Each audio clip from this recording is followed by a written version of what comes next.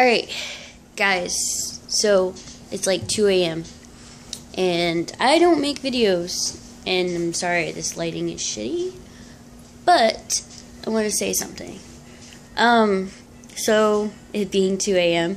and me having nothing better to do, I've come across some ideas of home birth, and I found out that home birth is actually illegal in some states, which is kind of crazy because you would think in 2017 women would have the right to choose how they birth. It is completely untrue. You go to an OB and you mention the word midwife, most of them will pretty much be like, yeah, no. Because I think around 1960 there was a movement where women didn't want to feel pain. So they started this whole push to go into the hospital because the hospitals were offering what was considered a pain-free birth. But little did they know, it wasn't really pain-free. What it was these doctors would push this medicine, it's like ether and other, like, I can't really think of what it was called off the top of my head. I'd have to look it up. But they would push these medicines on these pregnant women, and it would cause them to go completely nuts. Like, they would lose their minds. And so they would end up tying them down in these twilight cribs because they would attack the doctors and nurses and everything. So they'd have them tied down with lamb's wool so that they wouldn't scratch or try to get to, the doctors and everything.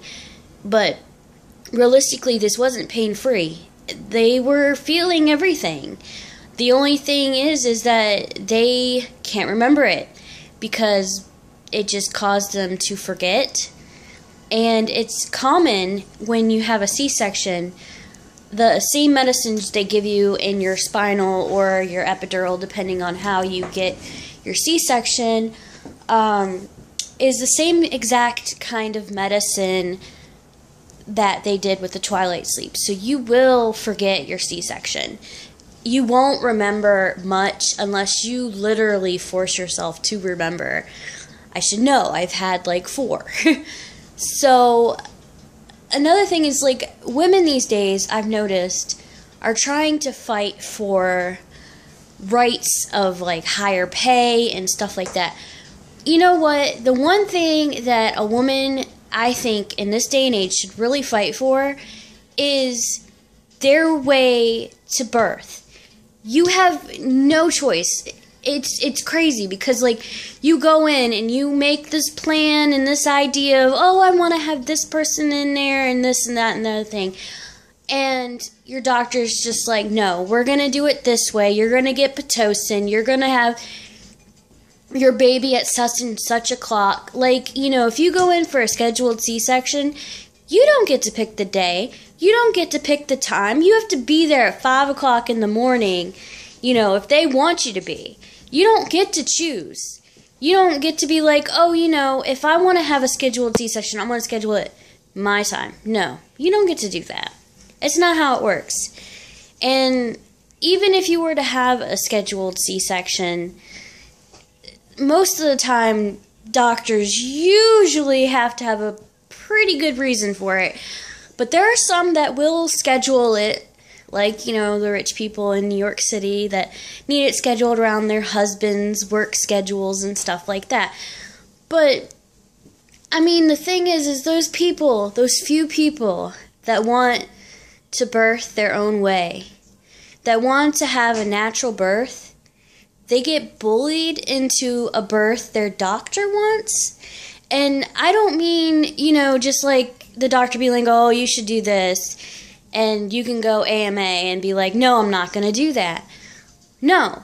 Doctors literally will bully you to the point of them threatening to take your child when it is born by calling CPS on you because they say you're putting your child in danger. When there's no danger in having a natural birth, as long as, there is some danger, but if you're healthy, you don't have high blood pressure, there's nothing absolutely wrong. You just are having a slow labor.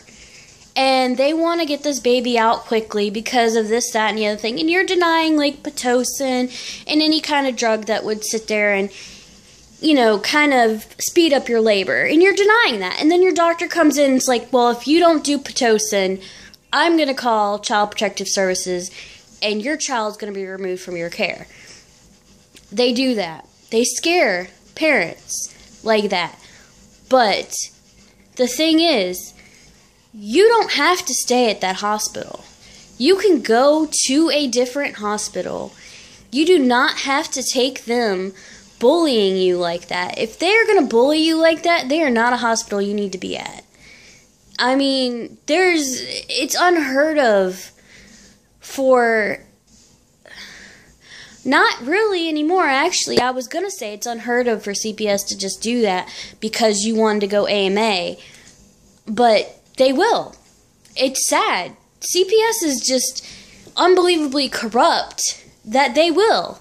And then you'll spend probably the first 6 months of your child's life trying to get them back out of CPS services, or out of Child Protective Services, which is a whole nother video on that. But I'm just saying, you guys, we gotta fight for our rights to birth.